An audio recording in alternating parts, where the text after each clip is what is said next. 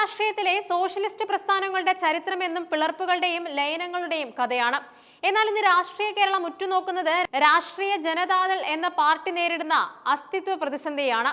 വരാനിരിക്കുന്ന നിയമസഭാ തെരഞ്ഞെടുപ്പിന്റെ ഒരുക്കങ്ങൾ മുന്നണികൾക്കിടയിൽ സജീവമാകുമ്പോൾ ഇടതുപക്ഷത്ത് സീറ്റുകൾക്കായി വിലപേശുന്ന RJD സംസ്ഥാന അധ്യക്ഷൻ MV ശ്രേയാംസ് കുമാറിന് മുന്നിൽ CPM ചുവപ്പുകൊടി കാട്ടുന്നത് കേവലം ഒരു സീറ്റ് തർക്കമല്ല, മറിച്ചൊരു പാർട്ടിയുടെ രാഷ്ട്രീയ പ്രസക്തിയെ തന്നെ ചോദ്യം ചെയ്യുന്ന ഒന്നാണ്. ഒരു കാലത്ത് വടക്കൻ കേരളത്തിൽ, പ്രത്യേകിച്ചും വയനാട്, കോഴിക്കോട്, കണ്ണൂർ ജില്ലകളിൽ നിർണായക സ്വാധീനമുണ്ടായിരുന്ന സോഷ്യലിസ്റ്റ് വോട്ടുകൾ ഇന്ന് തങ്ങളുടെ പെട്ടിയിലാണെന്ന് CPM ഉറച്ചു വിശ്വസിക്കുന്നുണ്ട്.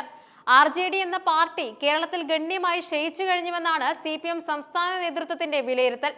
കൽപ്പറ്റ, വടകര, കുത്തുപറമ്പ് എന്നീ 3 സീറ്റുകൾക്കപ്പുറം ഒരൊറ്റ സീറ്റ് പോലും അധികം നൽകാനാവില്ലെന്ന കടുത്ത നിലപാടിലാണ് CPM കഴിഞ്ഞ തദ്ദേശ തെരഞ്ഞെടുപ്പിലെ കണക്കുകൾ ഇതിന് ആധാരമായി അവർ ചൂണ്ടിക്കാട്ടുന്നത്.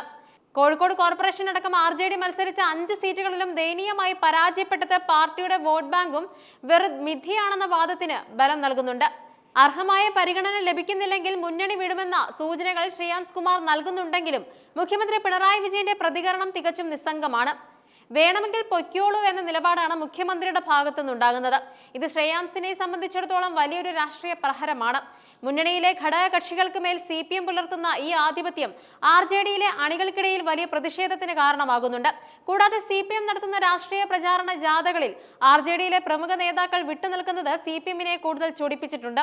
മുന്നണി മര്യാദകൾ ലംഘിക്കുന്ന ഇത്തരം നീക്കങ്ങൾ വരും ദിവസങ്ങളിൽ കൂടുതൽ അസ്വാരസ്യങ്ങൾക്ക് വഴിവെക്കും. പാർട്ടിക്കുള്ളിൽ MV ശ്രേയാംസ് കുമാറിന്റെ നേതൃത്വത്തിന് വെല്ലുവിളിയായി KP മോഹനൻ കരുത്താർജിക്കുന്ന കാഴ്ചയാണ് ഇപ്പോൾ ദൃശ്യമാകുന്നത്. പിണറായി സർക്കാരിൽ KP മോഹനന് മന്ത്രിസ്ഥാനം നിഷേധിച്ചത് പാർട്ടിക്കുള്ളിലെ ചിലരുടെ കുബുദ്ധി മൂലമാണെന്ന ധാരണ അണികൾക്കിടയിൽ ശക്തമാണ്.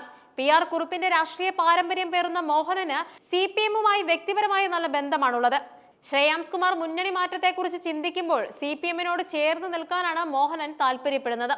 ഒരുപക്ഷെ പാർട്ടി പിളർന്നാൽ പോലും CPM പിന്തുണയോടെ കൂത്തുപറമ്പിൽ വിജയിച്ചു വരാമെന്ന് അദ്ദേഹം കണക്കുകൂട്ടുന്നുണ്ട്. UDFനും KP മോഹനൻ മുന്നണിയിലേക്ക് വരുന്നതിനോട് വലിയ എതിർപ്പില്ല എന്നതും ശ്രദ്ധേയമാണ്.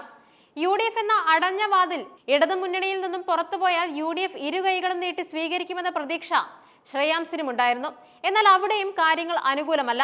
കൽപ്പറ്റയും വടകരയും വിട്ടു നൽകാൻ കോൺഗ്രസ് തയ്യാറല്ല. വടകരയിൽ K മുരളീധരനെ പോലെയുള്ള കരുത്തരായ നേതാക്കളുടെ സാന്നിധ്യം RJDയുടെ അവകാശവാദങ്ങളെ ദുർബലപ്പെടുത്തുന്നുണ്ട്. മലബാറിലെ സീറ്റ് വിഭജനത്തിൽ വിട്ടുവീഴ്ചയ്ക്ക് തയ്യാറാകാത്ത ലീഗ് RJDക്ക് സീറ്റ് നൽകുന്നതിനോട് വിമുഖത കാണിക്കുന്നുണ്ട്. ചുരുക്കത്തിൽ ഇടതുമുന്നണിയിൽ നിന്നും ഇറങ്ങിപ്പോയാൽ അഭയം നൽകാൻ UDFും തയ്യാറല്ലാത്ത അവസ്ഥയിലാണ് RJD. ശ്രേയാംസ് കുമാറിന്റെ ഏറ്റവും വലിയ രാഷ്ട്രീയ ആയുധം മാതൃഭൂമി എന്ന മാധ്യമ സാമ്രാജ്യമായിരുന്നു.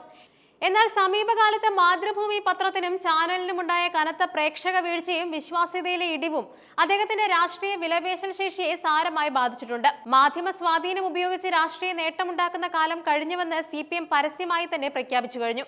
ഇത് ശ്രേയാംസിനെ കൂടുതൽ പ്രതിരോധത്തിലാക്കുന്നുമുണ്ട്. മുമ്പ് സോഷ്യലിസ്റ്റ് ജനതയായിരുന്ന പാർട്ടിയെ RJDയിലേക്ക് ലയിപ്പിച്ചത് ശ്രേയാംസ് കുമാറിന്റെ തന്ത്രമായിരുന്നു. ദേശീയ തലത്തിൽ ലാലു പ്രസാദ് യാദവിന്റെ പാർട്ടിയുമായി ചേർന്ന് നിൽക്കുന്നത് ഗുണം ചെയ്യുമെന്ന് അദ്ദേഹം കരുതി.